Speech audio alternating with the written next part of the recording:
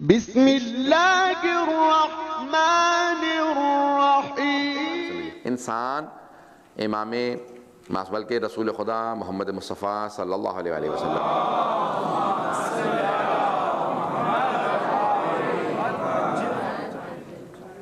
فرماتے ہیں کہ لوگوں 5 چیزیں بچوں سے سیکھو۔ کچھ چیزیں انسان کو بچوں سے سیکھنی چاہیے۔ ان میں سے پہلی چیز کیا ہے؟ مانگنا بچوں سے سیکھو۔ کیسے مانگتے ہیں؟ جب تک حاصل نہیں کر لیتے تب تک مانگتے رہتے ہیں۔ ایسا ہے یا نہیں؟ بچے نے کہا مجھے کوئی سائیکل لے دیجئے، کوئی کمپیوٹر، کچھ بھی کہا، باپ نے کہا ٹھیک ہے اگلے مہینے کی جب پہلی تاریخ ہوگی تنخواہ ملے گی لے دوں گا۔ بچے کو یاد رہا، باپ خود بھول گیا۔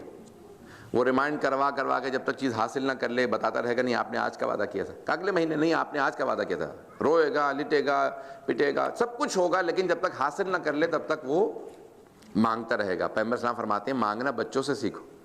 ہم لوگ دعا مانگتے ہیں 1 مرتبہ، 2 مرتبہ، 3، 4، بس اس کے بعد پھر کہتے ہیں اتنی دعا مانگ چکا، اللہ نے عطا نہیں کیا، اب کون مانگے۔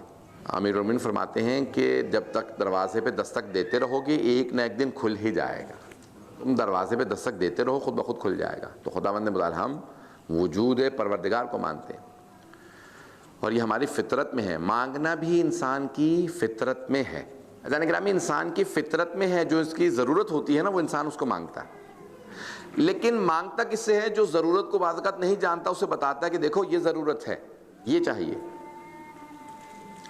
جو ضرورت نہ جانتا ہو، یا جو ضرورت جانتا ہو لیکن بہتری کس چیز میں اس کو نہ جانتا ہو، ان میں سے کوئی بھی شے خدا کے متعلق ناممکن ہے۔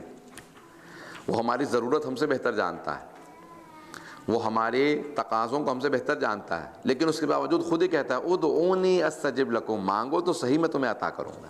یہ مانگنا بھی فطرت کا تقاضا ہے۔ حبیب خدا فرماتے ہیں مانگنا بچوں سے سیکھو، درگزر کرنا، معاف کرنا بچوں سے سیکھو۔ یہاں لڑتے ہیں وہاں دوبارہ صلح کر لیتے ہیں، کینہ نہیں رکھتے دل میں۔ بڑے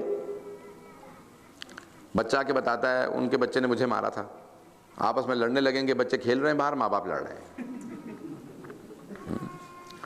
مہینوں ایک دوسرے سے ناراضگی چل رہی ہے چھوٹی چھوٹی سی باتوں پہ۔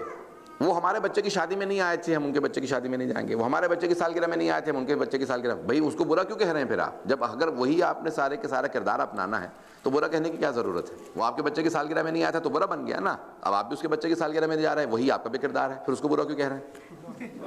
کردار بھی وہی اپنائیں گے، برا بھی کہیں گے، یا تو پھر وہ کردار چھوڑ دیجئے، پھر اس کو برا کہنے کا آپ کو حق ہے۔ اگر وہی کردار اپنا لیا تو پھر برا کہنے کا حق بھی نہیں۔ پتہ نہیں توجہ ہے یا نہیں؟ تھوڑی سی تلخ باتیں کہوں گا میں۔ اب بہرحال عزیزان گرامی بہت سخت ہے مرحلہ کہ انسان اپنے اندر سے اس برائی کو دور کر دے، اس کے بعد پھر کسی کو کرٹیسائز کرے۔ تیسرا مرحلہ پیغمبر اسلام فرماتے ہیں کہ مکان بنا کے توڑنا بچوں سے سیکھو۔